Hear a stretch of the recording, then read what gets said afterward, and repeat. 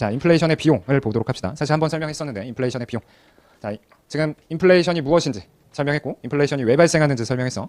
그 다음에 이제 인플레이션이 있으면 뭐가 문제가 되는지 비용에 대해서 살펴본다. 자, 인플레이션 비용을 보는데 역시 굉장히 출제가 많이 되는 거지. 자, 인플레이션이 왜 문제가 되냐? 인플레이션의 비용은 뭐냐? 인플레이션의 비용. 뭐래요? 인플레이션의 비용은 크게 두 가지로 나눌 수가 있어. 인플레이션의 비용. 그래서 첫 번째 목차가 뭐라고 나와 있어요? 인플레이션의 비용에서 예상치 못한 인플레이션이 첫 번째 목차야. 다음 목차는 뭐라고 나와 있어요? 예상한 인플레이션의 경우도 비용이 있다는 거야. 일단 느낌상 우리가 예상치 못하게 인플레이션이 있으면 뭔가 문제가 있을 것 같지, 그치? 직관적으로 보더라도 당연히 비용이 있는데 예상을 했는데도 비용이 있을 수 있다는 거야. 그게 두 번째, 예상된 인플레이션의 비용이다.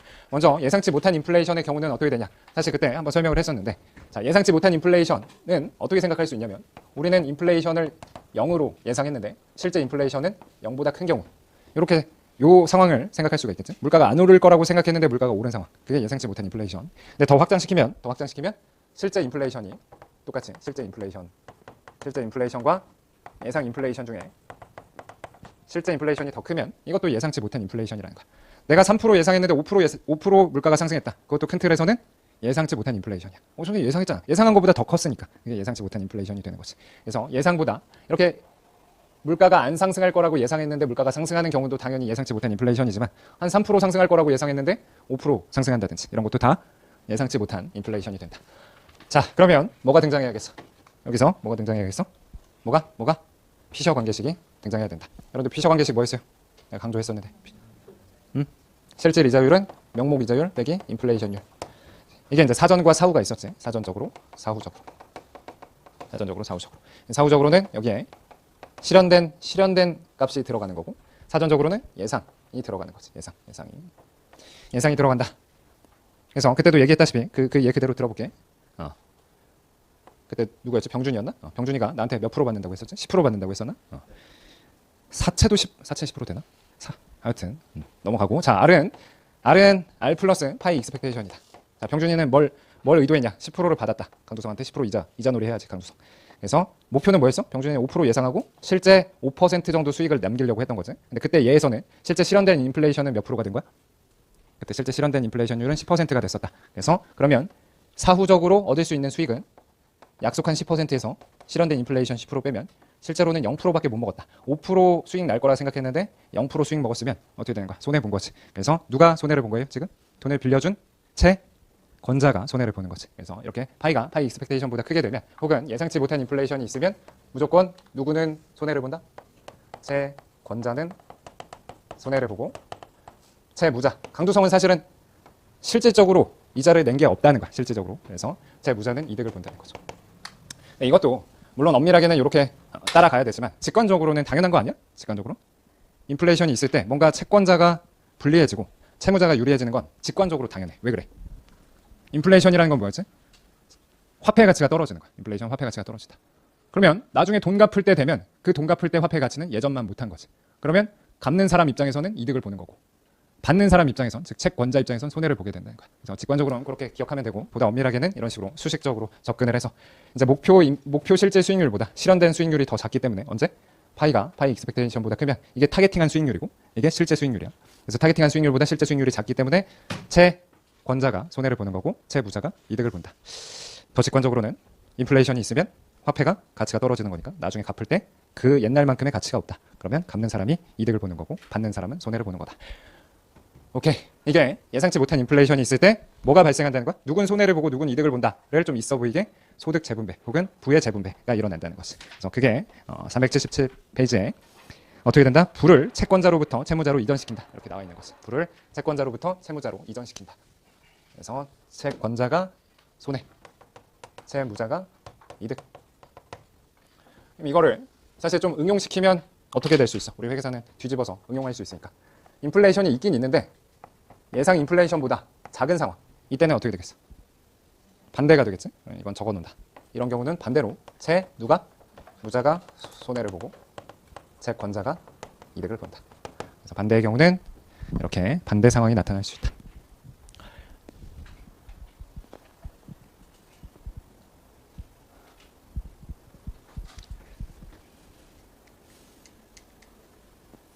두 번째로 소득 재분배. 소득 재분배가 또 일어나는데 어떤 소득 재분배가 일어나냐? 자, 예상치 못한 인플레이션이니까 그거는 임금 협상 과정에서 고려가 안 된 거야. 그러면 고정된 임금을 받고 있는 사람들은 손해를 보고 대신 실물 자산가들은 인플레이션이 있으면 실물 자산가들의 자산의 가치는 높아지겠지. 그래서 실물 자산가들은 손해를 안 보고 누가 손해를 본다? 명목 임금. 쉽게 생각해서 월급 근로자들은 손해를 본다는 거지. 그래서 인플레이션이 있으면 근로자들이 손해를 보게 된다는 거지. 근로자들이 손해를 본다. 자산가들이 이득을 보고. 그치? 사실 그렇다. 그래서 너도 나도 다 뭐 하고 싶은 거야? 어? 치킨집을 하고 싶다고? 그건 네 생각이고 치킨집을 하고 싶은 게 아니고 건물주가 되고 싶은 거지. 자산가가 되고 싶은 거니까. 교훈이는 물론 이제 건물주 돼서 치킨집도 차리고 치킨도 먹고 일석이조가 되는 거지. 그치? 치킨은 항상 오르니까. 그치? 자, 넘어가자. 그래서 3번은 사실 투머치야. 아직까지 안 나왔던 것 같아. 이렇게 예상치 못한 한 번 나왔나? 한 문장 정도? 예상치 못한 인플레이션이 폐해가 있잖아. 이런 비용이 있지. 그러면 그거를 막기 위해서 어떤 식으로 정책적으로 혹은 구조적으로 혹은 제도적으로 막을 수 있는가가 연동이야. 연동. 그래서 인덱세이션 혹은 지수화 혹은 연동이라고 표현하는데 지수화? 스펠링이 맞는지 모르겠다. 인덱세이션.